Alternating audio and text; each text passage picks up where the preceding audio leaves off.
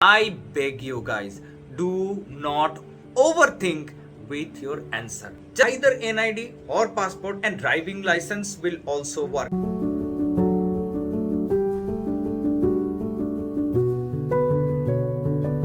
Hello everyone, I'm Dr. Khan Mohammad Shihab from Backbenchers International.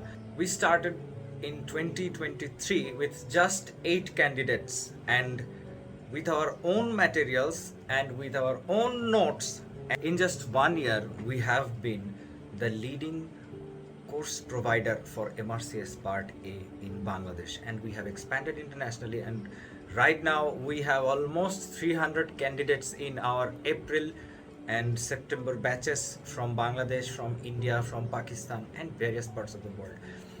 Now, today I'm going to talk about 7 points for your April 29 exam. I know that we have only 3 to 4 days for the exam, and there are some things you are worried about. People are texting me, people are asking me a lot of things about it.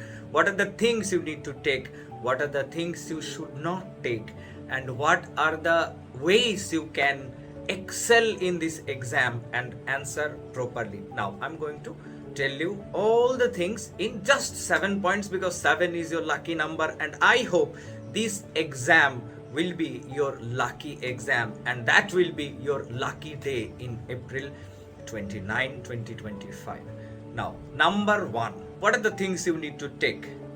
Wherever you are from Bangladesh or from India or from Pakistan or from any part of the world, all you need to take is your NID or your passport. Either NID or passport and driving license will also work, just for your identification. Do you need any pen? No. Do you need anything else? No. Second point, books and bags. Yes, you can take them with you, but I would recommend that you really don't need that, because you don't get much time to revise there. So what you do, arrive almost before 1 hour of the exam on your center. Then what you do, you take your bag, your phone or your other things with you, and most of the centers have lockers to keep those things. So if you take your books, if you take your bag or anything with you, you can keep them in their lockers. Third thing, glucose and chocolates. Guys, people are obsessed with glucose, people are obsessed with chocolates for their high performances, but I would recommend a good sleep before the night of exam. You don't need any chocolate, you don't need any glucose, and they will not allow you to take those in. They will not even a bottle without the tag in it. They will not allow anything. So you don't need to take those. You can eat some chocolates on your way to the center, and you can take some glucose. But remember, too much glucose will cause you to pee in the middle of the exam, and you cannot get out from your exam hall before the break. So if you have to pee, that will be a stressful situation, guys. Number 3, go to the exam hall, you take your bag, take your books, put it in the locker, and then you take your NID or passport or driving license. Either one from these 3, any one of those will work. Then they take a picture of you, identify you, take your passport, and then they will show you your center. You enter the hall, there will be a computer in front of you, and everything will be set up, so you don't have to do anything. When the exam starts, they will turn on the computer and you will see the questions coming one by one. So then after your first paper, you will have a break of 45 minutes, but you can take 30 minutes. You can start early if you feel like it. You take your break, you go to washroom or other things, then you come back. They will turn on the computer again, and your exam will be over after 2 hours. And if you face any problem, you just raise your hand, and there will be people who will come and assist you. Don't try to talk to anyone, that's not needed. Whatever you have learned from our course, if you have if you have been in our course, you will see everything is just like our mocks questions. You will feel like you are giving my exam with my question. So answer just the way I told you, and the words you feel familiar. So that's how your exam starts and ends. Then last 2 point. Number 5, how to answer. I have always told you, read the stem 3 times. Read the stem 3 times. Why? Because there are some words you can miss. Reading the stem 3 times will be 50% of your success. 50% comes from the stem. You will always know the answer after you have read the stem 3 times in your mind, or you will remember, I have said it in my classes, that if this thing you find in your stem, this will be the answer. The stem will be big, but you have to read it 3 times, 3 times, 3 times. Then you will have an answer in your mind. What you do, you just look for that word in the options, just that word or that thing you have heard me saying. You just look for that in the stems and you select that option, and that will be the answer in 100% of the cases. 100%. Now that's the one, you just have the answer. Second scenario is, you read the stem 3 times, but you are not sure what will be the answer, or nothing comes in your mind. So you start reading the choices. You read the choices 1 time only 1 time, and from that 1 time the answer comes in your mind with first instinct.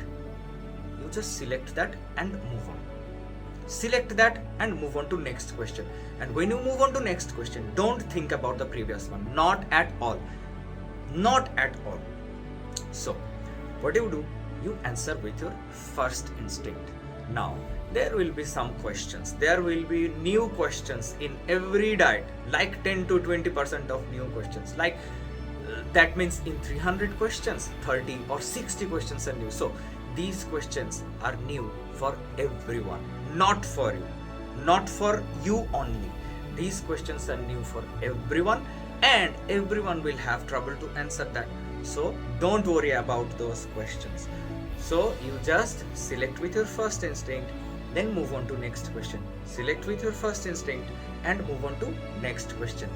Do not, I beg you guys, do not overthink with your answer. Do not overthink. After you have answered something, don't change the answer. Don't you dare to change the answer. If you answered a question, don't you dare to change it, because second time it's always wrong. Always, I will say, it's always wrong. In SBA or multiple choice questions, the first answer is always right and the second answer is always wrong. So you don't do that. Then third scenario about questions. You have read the stem, but nothing makes sense. You haven't seen it in your entire life before. You don't know the words. You don't know the disease. You don't know anything about it. Like you are just 0% sure about the question. Like every question you will be 50 or 60% sure. 100% sure you will never be with any question, I will say. You will never be 100% sure for any question. So what you do, 50 to 60% sure, you select that, you answer that with first instinct, and you move on. And if you have done my classes, you will see all the questions, almost all the questions resembles my words and my mock questions. So you will be very sure and you will be happy seeing the question. You will be happy because you have seen them before. Where? In my mocks, in my words, in my notes. You have seen them before, so you know them. So don't worry about it. So you read the stem 3 times, you answer the question, and you move on. And while reading the stem, you will see my words are playing in back of your head, and those will resemble the stem, those will resemble the choices. So you just select the one you heard me saying you, and the things I have given you in our arrows and in our revision classes. You will have questions. Pass mark will always come from there. But you just don't have any clue where the question came from, or you have no clue what will be the answer. What will you do? You read the stem 3 times. Even in those questions, you will see either of the 5 choices I have told you a word or something about in my classes. Just select that and move on. Now flagging. I have told you 3 scenarios. Reading the stem 3 times and you will have an answer in your mind. Don't flag that. Reading the stem 3 times and you don't have an answer in your mind, but the choices you have heard me saying it. You know it somewhat, but you are not sure, 30, 40, 50% sure. You select that, move on. Don't flag it. Only the third one you flag. The third one. Which one? The one you have no clue. Entirely you have no clue. Entirely no clue. You don't know the stem. You don't know any word about it. You don't know any choices. Either they are true or false or anything. You just have no clue. Still you answer that question and flag. Answer and flag. Don't leave any question. Don't leave any question. Because you don't have any negative marking. So what you do, you answer all of the questions. All of the questions. Because the one you have in number 1, person you have in left side or right side, they will have in number 100. Someone will have it number 200. So no point of talking to anyone. And you just answer and move on. Answer and move on. Why? Because there will be some tough questions like 30 to 60 or 50 or more than that. That will be tough for everyone, and this is a cut mark exam. Okay, so the question that is tough for you, that is tough for everyone. So what you do, you can have those tough questions at the starting of your questions. So some might have those tough questions at last. You might have those tough questions at first. So what you do, you just answer and move on, because later on you will see the easier questions. There will be some very easy questions that will take only 10 seconds. Only 10 seconds to answer. If you have done my classes, you will have a lot of questions like that you will be needing only 10 seconds to answer. So what you do, you just answer and move on. Don't think. Answer and move on. Don't think. You have only 1 minute. So answer and move on. Answer and move on. Then later on you will find those easy questions. So if you see tough questions at the starting of your exam, don't get worried at all. Don't get stressed at all. You will be making mistakes with the easy ones that are coming later in front of you. The last point, after the exam, let me tell you what will happen. After the exam, people will say, I am 100% sure. I have answered 300 questions with entire surety.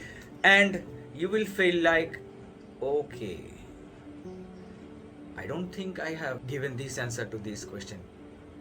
People will not remember the questions properly, and people will think they have given the right answer. They will say, I have given the best exam, I have given this, I have given that, and you will feel like, what did I give? Did I even give the exam? What's happening with me?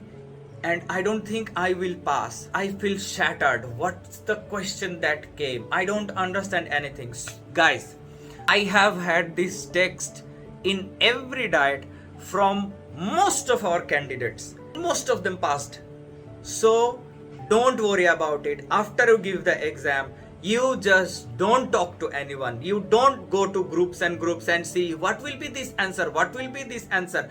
Because I have seen people after the exam, they are very hyperactive. I know this will be the answer, I know that will be the answer, and those persons failed. So protect your sanity, protect your mental health. You don't need to go for answers right away. Wait 1 month, wait for the result. Don't think anything. If you are in my course, you will feel like that. You will text me that, brother, I really don't know what's happening. Like, I'm not sure if I would pass or not. Everyone feels like that. And most of the candidates who pass, they feel like that. Who are confident? Those who fail. Because they didn't even understand. Because they didn't even understand the question. And they thought they have answered it correctly. But they failed. I have seen these cases. A lot of these kind of cases. So you will feel like that. You will feel like you will not pass this exam. You will feel like you have given a shittiest exam in your life and you don't even recognize or remember any question or anything. And it's totally okay.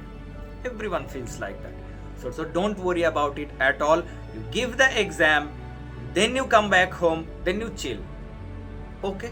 Best of luck for your exam. And I believe if you are in my course, you will pass this exam definitely if you have done the classes properly. Like all the people who has done the classes properly from the first, all of them passed in my course. From the first, like in 2023, when we started with only 8 or 9 candidates, all of them passed. Then when words reached out, I started having a lot of candidate. I am very happy with it. And the moment our candidate number increased, our pass rate, check our page. I will not say anything. And even now I will not say anything. After April exam, we will be having another blast. And we will dominate the MRCS Part A world within next 2 years. Thank you guys. Best of luck.